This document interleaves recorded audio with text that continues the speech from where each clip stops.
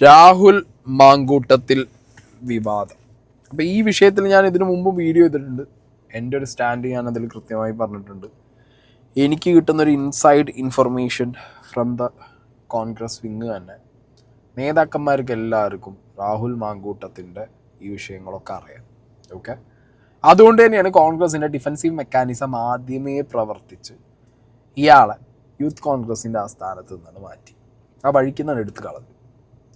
പിന്നെ വരും ദിവസങ്ങളിൽ ഈ വിഷയത്തിൽ എന്തെങ്കിലുമൊക്കെ എസ്കലേഷൻ ഉണ്ടോ, ഇരയായിട്ടുള്ളവർ വിത്ത് പ്രൂഫ് വരുമോ, ഇതൊക്കെ അവർക്ക് ഒന്നിങ്ങനെ നോക്കി കാണേണ്ടിയിരുന്നു.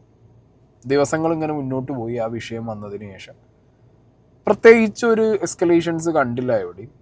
റിപ്പോർട്ടർ ചാനലിൽ കുറച്ച് ഓഡിയോ പുറത്തു വിടുന്നു, അതിൻ്റെ മുകളിൽ അന്വേഷണവും കാര്യങ്ങളൊക്കെ തുടങ്ങിയിട്ടുണ്ടായിരുന്നു.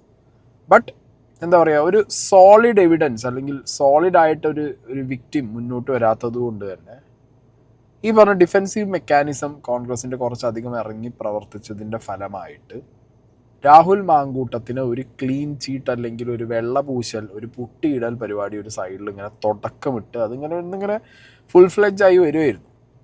അതിനിപ്പോൾ നമ്മുടെ മറുനാടൻ മലയാളിയാണെങ്കിലും രാഹുൽ ഈശ്വർ ആണെങ്കിലും അങ്ങനെ കുറേ ആളുകൾ ഇങ്ങനെ അതിൻ്റെ പ്രോസസ്സിങ്ങിലാണ് മുന്നോട്ട് പോയിക്കൊണ്ടിരുന്നത്. അപ്പോഴാണ് ഇപ്പോൾ ഈ ഒരു നിർണായക ഇൻഫർമേഷൻ പുറത്തു വരുന്നത്. ക്രൈം ബ്രാഞ്ചിൻ്റെ ഭാഗത്തുനിന്ന് നിർണായക വിവരങ്ങൾ പുറത്ത് ഇന്ന് ന്യൂസുകൾ റിപ്പോർട്ട് ചെയ്തു. 1ൽ കൂടുതൽ സ്ത്രീകൾ ഗർഭചിത്രത്തിന് ഇരയായിട്ടുണ്ട്. ഓൾറെഡി ഒരു വോയിസ് നമ്മൾ കേട്ടതാണ്.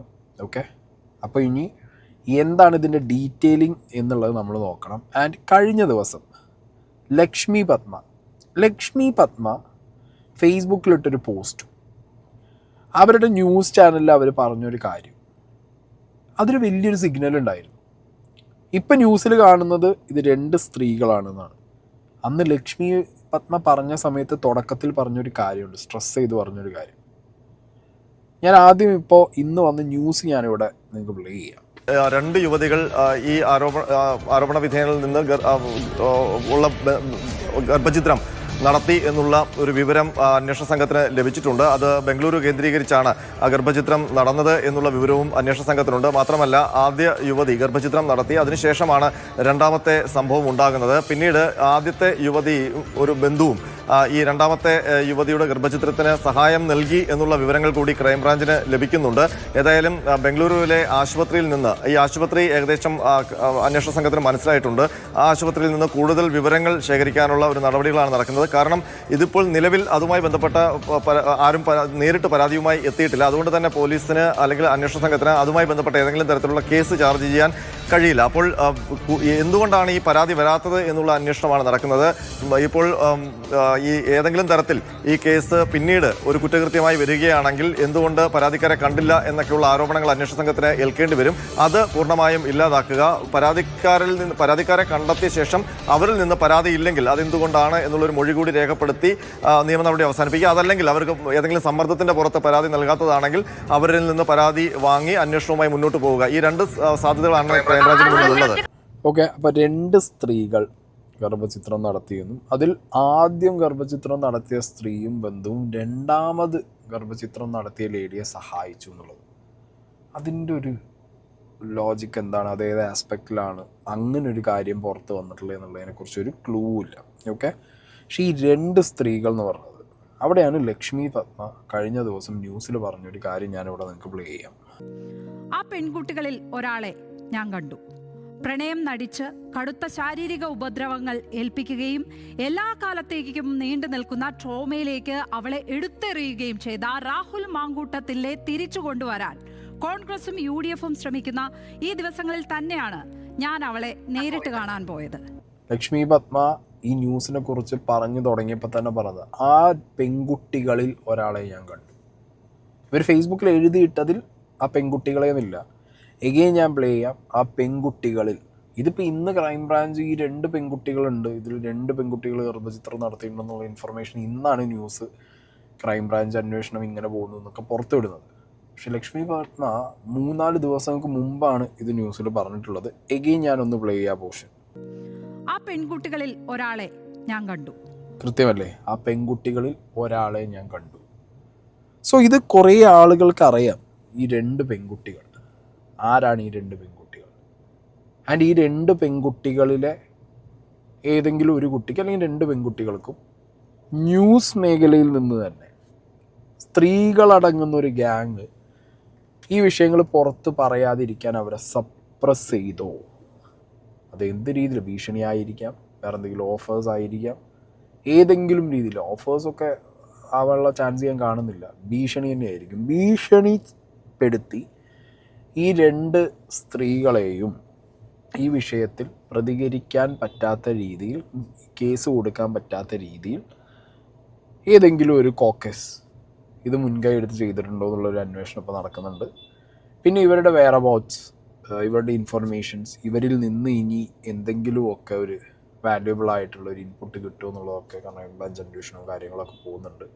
ഇതാണെങ്കിലും ലക്ഷ്മി പത്മ പോയ സമയത്ത് അവരാ സ്ത്രീയെ കണ്ട് സംസാരിച്ച സമയത്ത് കുറച്ച് കാര്യങ്ങൾ അവർ ജനങ്ങളിലേക്ക് പറയുന്നുണ്ട്. അതും കൂടി ഒന്ന് ചെക്ക് ചെയ്യാം. കരുതിയിരുന്നതിനേക്കാൾ തകർന്ന ഒരാളെയാണ്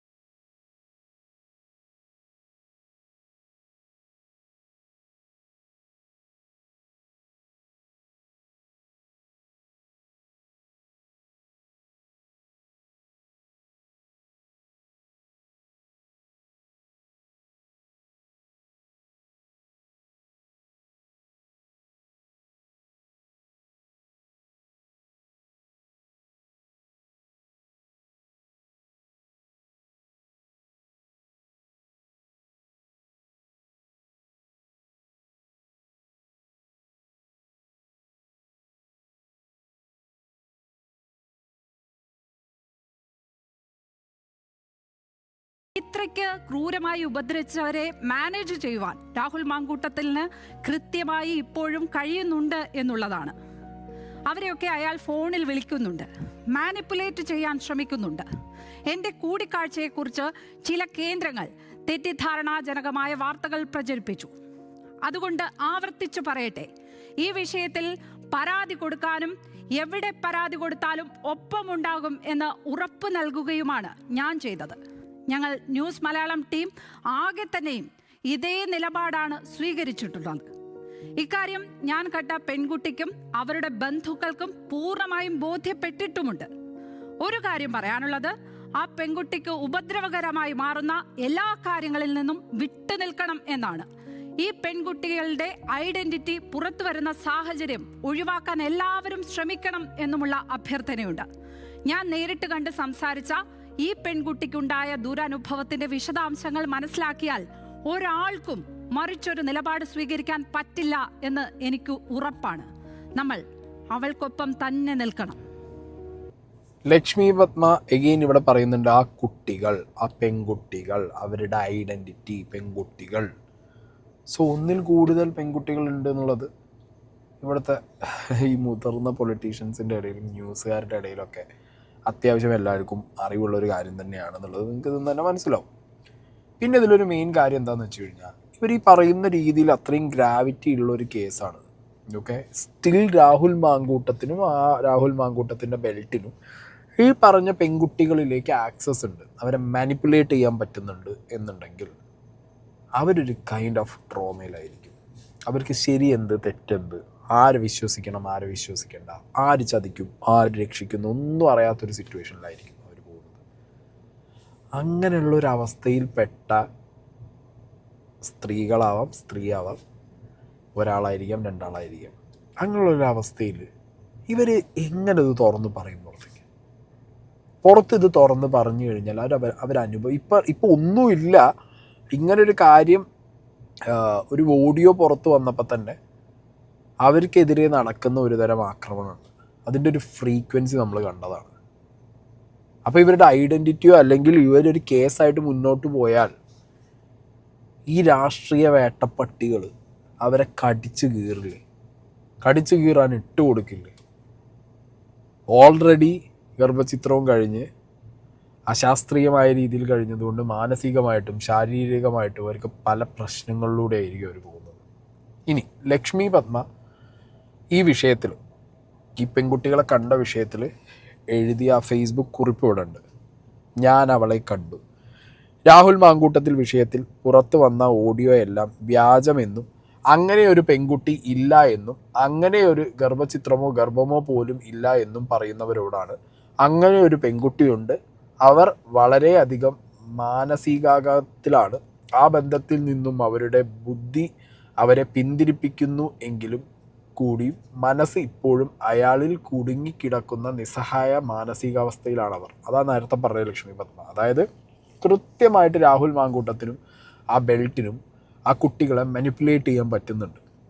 അവർക്ക് വിട്ടിട്ട് പോരണം, അല്ലെങ്കിൽ ഇത് പുറത്ത് പറയണം, അവരനുഭവിച്ച കാര്യങ്ങൾ സൊസൈറ്റിയെ അറിയിക്കണം എന്നുണ്ടെങ്കിലും ഒരു പരിധി വരെ ഇപ്പോഴും ആ ഇഷ്ടം സ്നേഹം എലമെൻറ്റിൽ കുടുങ്ങിക്കിടക്കുന്ന ആളുകൾ, അങ്ങനെ സഫർ ചെയ്യുന്ന ആളുകൾക്ക് ചിലപ്പോൾ ഇത് പറ്റിയെന്ന് വരില്ല. ആ സിറ്റുവേഷനിലുള്ളൊരു ലേഡിയാണ് ഇവർ എന്നുള്ളത് കൃത്യമായി ഒരു പോയിൻ്റ് ഔട്ട് ചെയ്യുന്നുണ്ട്. അശാസ്ത്രീയമായ ഗർഭചിത്രം, തുടർ ആരോഗ്യ പ്രശ്നങ്ങൾ, ചുറ്റും നടക്കുന്ന സ്ലട്ട് ഷെയ്മിങ്, ഇതിനൊക്കെ ഇടയിൽ ആകെ പകച്ചു നിൽക്കുന്ന ഒരാളെയാണ് ഞാൻ കണ്ടത്. മര്യാദയ്ക്ക് ഉറങ്ങിയിട്ടും ഭക്ഷണം കഴിച്ചിട്ടും ഒക്കെ പല നാൾ ആയ ഒരാൾ. അപ്പോഴും ഇങ്ങനെ ഒരു കാര്യം പുറത്തു വന്നത് വഴി സമൂഹത്തിൽ കുറച്ചു സ്ത്രീകളെങ്കിലും ചതിക്കുഴിയിൽ നിന്നും രക്ഷപ്പെടാൻ ഇടയാകുന്നുവെങ്കിൽ അതിൽ ആശ്വാസം കണ്ടെത്തുകയാണ് അവർ. പരാതി കൊടുക്കണമെന്ന് പല ആവർത്തി ഒരു സഹോദരി എന്ന നിലയിൽ അവരോട് പറഞ്ഞു. പക്ഷേ അങ്ങനെ ഒരു പരാതിയുമായി മുന്നോട്ട് പോകാനുള്ള മാനസികമായ കരുത്ത് അവൾക്കോ ആ കുടുംബത്തിനോ ഇല്ല എന്നാണ് അവൾ പറഞ്ഞുകൊണ്ട് ഇരിക്കുന്നത്. അവരുടെ ഐഡൻറ്റിറ്റി വെളിയിൽ വരുന്നതിനെക്കുറിച്ചും വല്ലാത്ത ആശങ്കയുമുണ്ട്. പുറത്ത് നമ്മൾ അറിഞ്ഞതിലും ഗുരുതരമാണ് യാഥാർത്ഥ്യങ്ങൾ. ഞാൻ മനസ്സിലാക്കിയിടത്തോളം ഇരയാക്കപ്പെട്ട ആളുകളുടെ പോലും അയാൾ ഇപ്പോഴും മാനേജ് ചെയ്ത് കൊണ്ടിരിക്കുന്നു. അതിലേക്കൊക്കെ അന്വേഷണം എത്തണം. എന്ത് ഈ വിഷയത്തിൽ എഴുതിയാലും വന്നു നിങ്ങൾക്ക് അയാളിൽ നിന്നും ദുരനുഭവം ഉണ്ടായോ എന്ന് ചൊറിയുന്ന ടീംസിനോട് എല്ലാവരോടും കൂടി പറയുന്നു. എന്നോട് അയാൾ വളരെ മാന്യമായി ഇടപെട്ടിട്ടുള്ളത്, അതുകൊണ്ട് ആ ചോദ്യം ഇടയ്ക്കിടെ വേണ്ട. ലക്ഷ്മി പത്മ ഓൾറെഡി ഈ വിഷയം കുറച്ച് മാസങ്ങൾക്ക് മുമ്പ് ചർച്ചയായി എയറിൽ നിന്ന സമയത്ത് ഇവരൊരു ഓണസദ്യ കഴിക്കുന്ന ഒരു video, if I am not wrong, അതൊരു ഓണസദ്യ കഴിക്കുന്ന വീഡിയോ ആണ് തോന്നുന്നു. അപ്പോൾ ആ വീഡിയോ ഒക്കെ എടുത്ത് വെച്ച് ഷാഫി പറമ്പിലുണ്ട്, രാഹുൽ മാങ്കൂട്ടുണ്ട്, ലക്ഷ്മി പത്മ ഉണ്ട്. ആ വീഡിയോ എടുത്ത് വെച്ച് കുറേ പേര് സർക്കുലേറ്റ് ചെയ്തത് ലക്ഷ്മി പത്മയാണോ എന്നുള്ളതിനെ കുറിച്ചിട്ടൊക്കെ അതിനൊക്കെ ഇവർ പ്രതികരിച്ചിട്ടുണ്ടായിരുന്നു. സോ ആ സാധനം എയറിൽ വന്ന സമയത്ത് തന്നെ ഈ വിഷയത്തിൽ ലക്ഷ്മി പത്മയെ കൊണ്ടുവന്ന് കെട്ടാനുള്ളൊരു പരിപാടി ചില വിങ്ങുകൾ നോക്കിയിട്ടുണ്ട്. അവളെ കേട്ട് കഴിഞ്ഞപ്പോൾ പെൺകുട്ടികൾക്ക് പരാതിയുമായി മുന്നോട്ട് പോകാൻ കഴിയാത്ത സാമൂഹ്യ സാഹചര്യമാണോ നമ്മുടെ നാട്ടിലെന്ന് തോന്നിപ്പോയി. സോഷ്യൽ മീഡിയ വഴി വേട്ടക്കാരനെ വെളുപ്പിക്കാൻ നടക്കുന്ന ശ്രമങ്ങൾക്കിടയിൽ എത്ര സ്ത്രീകൾ ചവിട്ടി മെതിക്കപ്പെടുന്നു. രാഷ്ട്രീയ നേട്ടങ്ങളുമായി പലവിധ ചെളിവാരി എറിയുന്നവർ വേറെ. സ്ത്രീകൾക്ക് തല ഉയർത്തിപ്പിടിച്ച് ജീവിക്കാൻ ഒരിടമായി നമ്മുടെ നാടിനെ മാറ്റണമെങ്കിൽ കൂട്ടായ ശ്രമങ്ങൾ ആവശ്യമുണ്ട്. ഇതിനിടയിൽ ചില ടീംസ് പുതിയ കഥയും കേട്ടു. ഏതോ മാധ്യമപ്രവർത്തക പരാതിയിൽ നിന്ന് ആ ഇരയാക്കപ്പെട്ട പെൺകുട്ടിയെ പിന്തിരിപ്പിച്ചുവെന്ന്. അങ്ങനെ ഒരു വിഷയമുണ്ടെങ്കിൽ തെളിവ് സഹിതം പുറത്തു വിടണം. അത്തരം മാധ്യമ പ്രവർത്തനം ഈ സമൂഹത്തിന് ആവശ്യമില്ല എന്ന് പറഞ്ഞിട്ടുള്ളൊരു പോസ്റ്റാണ് അവരിട്ടുള്ളത്. ഓക്കെ, ഈ ഒരു പോസ്റ്റ് വന്ന് ഇപ്പം 2 സ്ത്രീകൾ അവരുടെ ഗർഭചിത്രം നടത്തി രാഹുൽ മാങ്കൂട്ടം എന്ന് പറയുമ്പോൾ ഈ വിഷയത്തിൽ ഇപ്പോൾ ഈ രാഹുൽ മാങ്കൂട്ടത്തിൻ്റെ ഒരു തംബ്നെയിൽ ഞാൻ ഇവിടെ വയ്ക്കാം. രാഹുൽ കുടുങ്ങി, 18 പേരെ ഗർഭിണിയാക്കി, അബോർഷൻ നിർണായക രേഖ ജയിലിലേക്ക്, ആ തെളിവ് പുറത്ത് വിടുന്നു എന്ന് പറഞ്ഞിട്ട് വളരെ സർക്കാസ്റ്റിക്കായിട്ട് ഈ വിഷയം മൊത്തം ഒരു കോമഡിയാക്കി. അതായത് ഇത് സഫർ ചെയ്യുന്ന ആളുകൾ കണ്ടാലടക്കം പേടിച്ചു പോകുന്ന രീതിയിലുള്ളൊരു വീഡിയോ ഒക്കെ മാനിപ്പുലേറ്റ് ചെയ്തിട്ടാണ് ഈ പറഞ്ഞ രാഹുൽ ഈശ്വറിനെ പോലുള്ളവർ പുട്ടിയും ബ്രഷ് കൊടുത്തിട്ട് രാഹുൽ മാങ്കൂട്ടത്തിന് വെള്ളം പൂശാൻ ഇറങ്ങുന്നത്.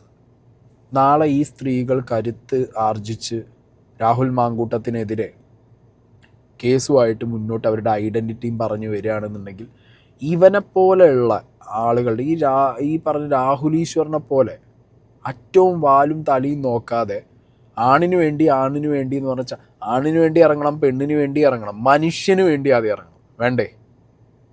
ഒരു ഇത്തിരി സാമാന്യ ബുദ്ധിക്ക് ഒരു ലോജിക്ക് വെച്ച് ചിന്തിച്ചാൽ തന്നെ അത്യാവശ്യം രാഷ്ട്രീയം അറിയണമെന്നൊന്നുമില്ല, ഇതിനിപ്പോൾ ജിയോ പൊളിറ്റിക്സ് പഠിക്കണോ അതൊന്നുമില്ല, ലോക കാര്യങ്ങളോ അതൊന്നും അറിയേണ്ട കാര്യമൊന്നുമില്ല.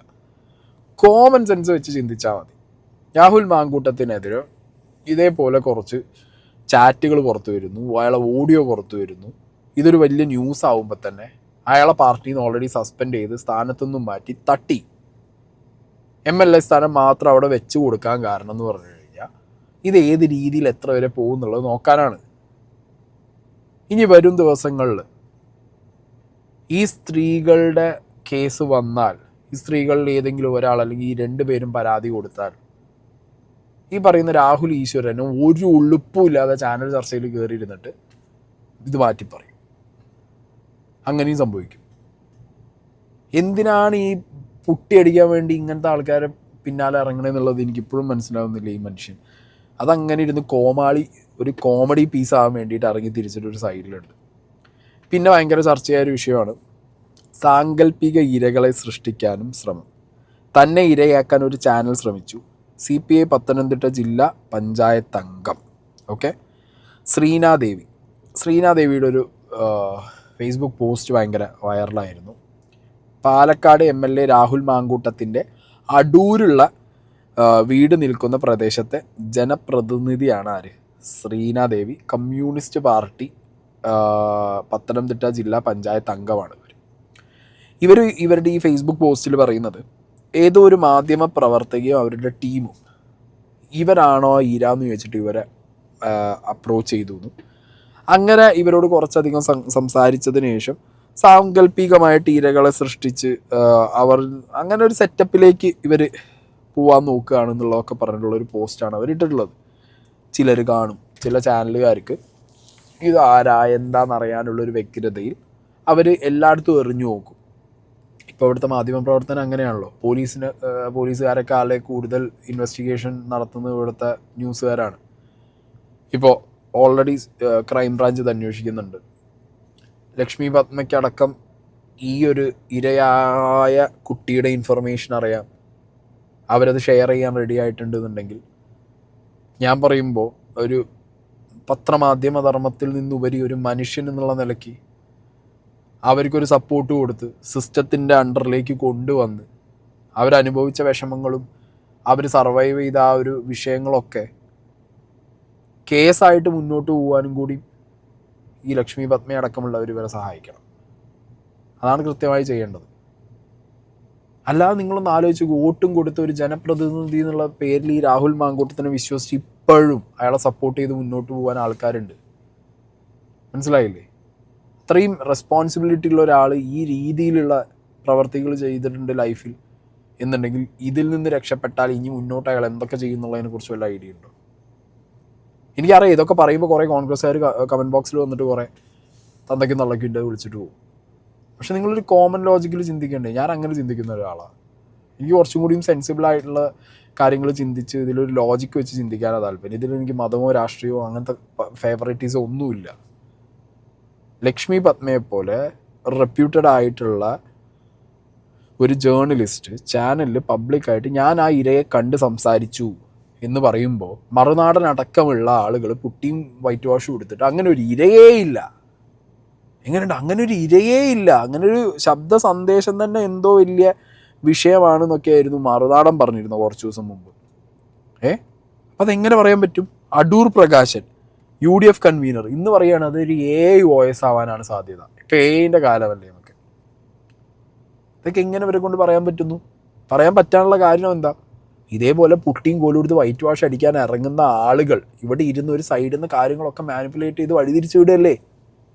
പിന്നെയും സംശയം പോകും. ഇപ്പോൾ രാഹുൽ ഈശ്വർ റീസെൻ്റ്ലി ഇട്ട വീഡിയോക്കകത്ത് ക്രൈംബ്രാഞ്ചിനെ ഫോൺ വിളിച്ച് കളിയാക്കുന്ന ഒരു ഐറ്റൊക്കെ എടുത്തിട്ടുണ്ട് അയാൾ.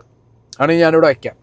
ലൈംഗികാരോപണത്തിൽ ക്രൈംബ്രാഞ്ചിന് നിർണായക വിവരങ്ങൾ ലഭിച്ചു. 2 യുവതികളാണ് ഗർഭഛിദ്രത്തിന് വിധേയമായത് എന്ന് വിവരം. 2-3 ദിവസം നമ്മൾ ഒരാളായിരുന്നു, ഇപ്പൊ 2 പേരായി. ആദ്യ ഗർഭഛിദ്രത്തിനിരയായ യുവതിയും ബന്ധുവും രണ്ടാമത്തെ യുവതിയെ സഹായിച്ചതായും സൂചന. ആദ്യ ഗർഭചിത്രത്തിന് ചെയ്ത യുവതി രണ്ടാമത്തെ യുവതിയെ സഹായിച്ചു.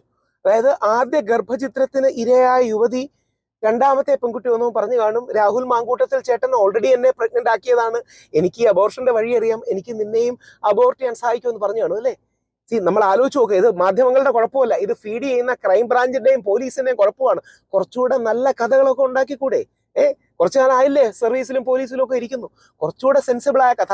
അതായത് രാഹുൽ മാങ്കൂട്ടത്തിൽ എയും ബിയെയും പ്രഗ്നന്റ് ആക്കി. എ എന്ന പ്രഗ്നന്റ് ആയി അബോർട്ട് ചെയ്ത പെൺകുട്ടി ബി എന്ന പെൺകുട്ടിയെ അബോർട്ട് ചെയ്യാൻ സഹായിച്ചു.